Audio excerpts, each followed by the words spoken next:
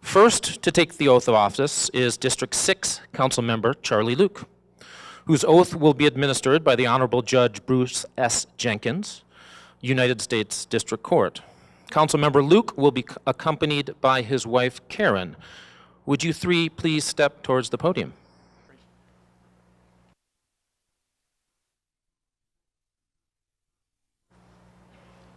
I do solemnly swear or affirm that I will support and obey and defend the Constitution of the United States that I will support, obey, and defend the Constitution of the United States and the Constitution of the State of Utah, and that I will discharge the duties of my office with fidelity. With fidelity.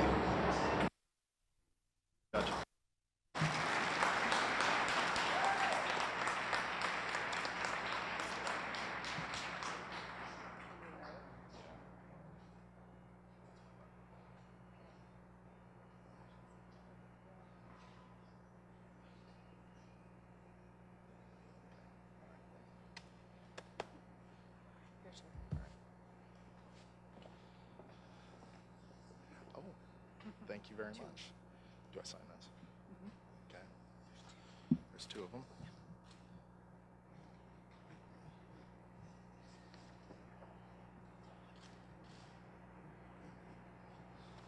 There you go. Thank you.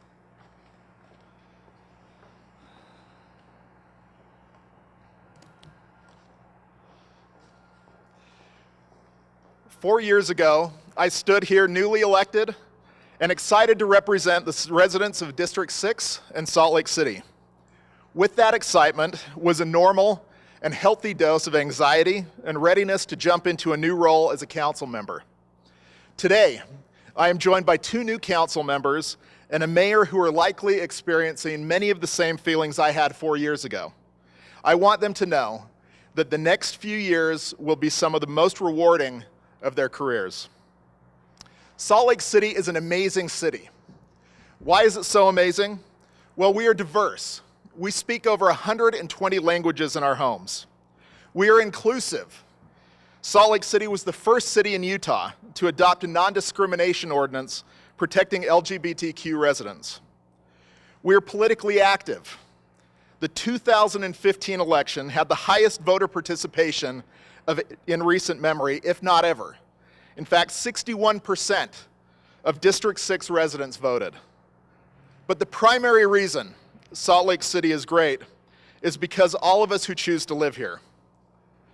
As I look forward for the next 4 years, there are key points on which we elected officials must work. Infrastructure sustainability, maintaining our high-quality municipal services, improving economic development, and better engaging with city residents. During my first induction speech, I said, Salt Lake City's infrastructure is aging. Many of our neighborhood roadways are potholed, neighborhood curb and gutters are crumbling, streetlights are neglected. This isn't sustainable, and it's not progressive. We need to do better. So while the City Council made an increased investment in Salt Lake City's infrastructure during my first term, there is still a lot that needs to be done. We invested more money into our capital improvement program budget and created a direct funding stream to replace Salt Lake City's arterial streetlights with new energy-efficient LED lights. These were all great steps forward, but we need to work hard to keep our commitment to improving our infrastructure. During every budget discussion, the council and administration will be tempted to divert money and resources to other projects. Many of these projects will be great. They'll be unique, they'll be exciting, but we'll constantly need to remind ourselves and each other that these projects should not be funded at the expense of our infrastructure responsibilities. In addition to our infrastructure commitment, we've done a better job strengthening our municipal services. I worked with my council colleagues on appointing some great new members to the Citizens Compensation Advisory Committee, which is tasked with making recommendations regarding employee compensation. We've worked well with our employee unions to effectively balance the needs of our municipal employees while retaining our commitment of fiscal responsibility to our taxpaying constituents. The council has increased the number of well-trained police officers to help deal with crime in our neighborhoods throughout the city. And I'm also pleased to say that we're working on having an increased East Side police presence as part of the new Sugar House Fire Station. As well as with our increased infrastructure investment, we still have a lot to do to make our municipal services even better for our constituents. We must streamline some of our processes while ensuring that municipal ordinances are being followed so that new development will add to rather than detract from our neighborhoods. We must also listen to and heed the concerns of neighborhoods and residents by pursuing neighborhood-specific solutions rather than pushing one-size-fits-all policies that can damage the character of our neighborhoods and business nodes. Salt Lake City is the capital city. We have a downtown that continues to revitalize. We have incredible cultural opportunities that rival the offerings of any major urban city. Our proximity to breathtaking mountain ranges offer clean water and recreation opportunities that other capital cities can only dream of.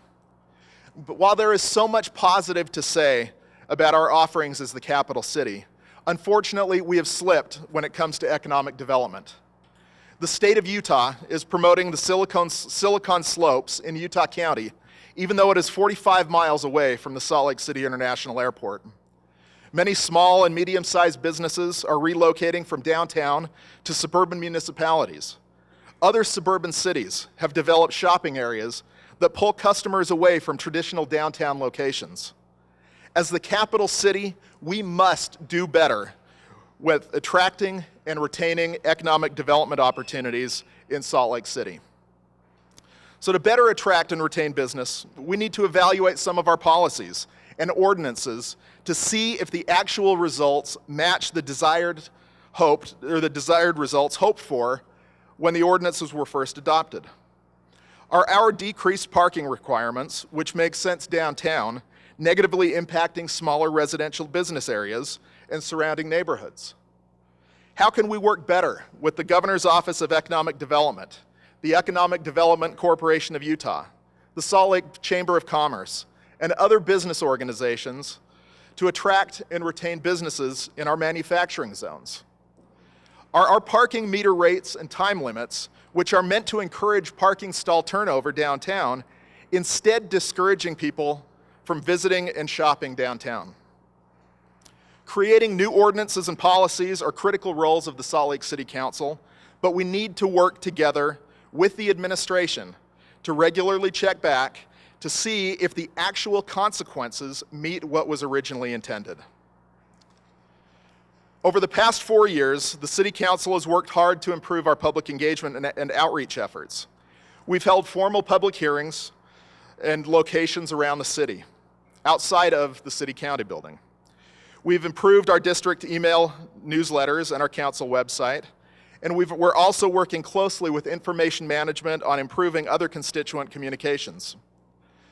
Great ideas and policies will not be effective, though, if they are formed in a vacuum. Salt Lake City residents are well-educated, civically minded, and ready and willing to participate.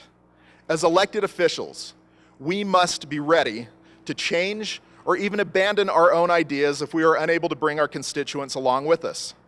Acting unilaterally or following limited public engagement will only decrease the public's faith in city government, as well as our ability to lead effectively.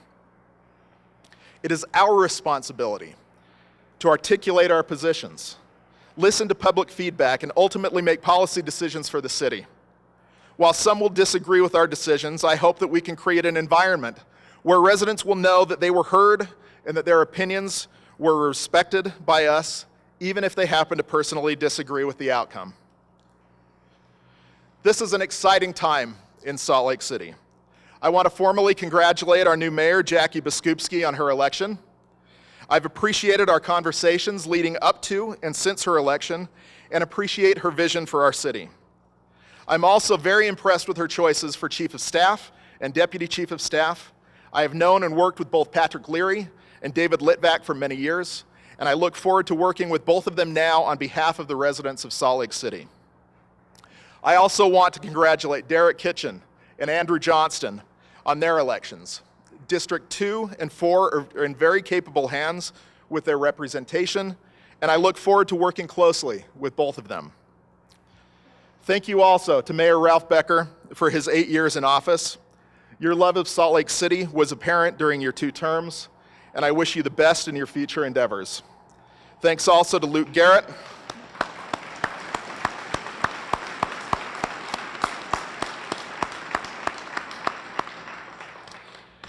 Thanks also to Luke Garrett and Kyle Lamalfa, who serve their districts with passion.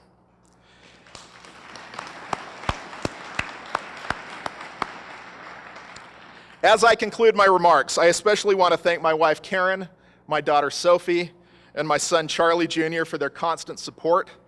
They not only talked me into running for the city council 5 years ago now, but have stuck with me ever since.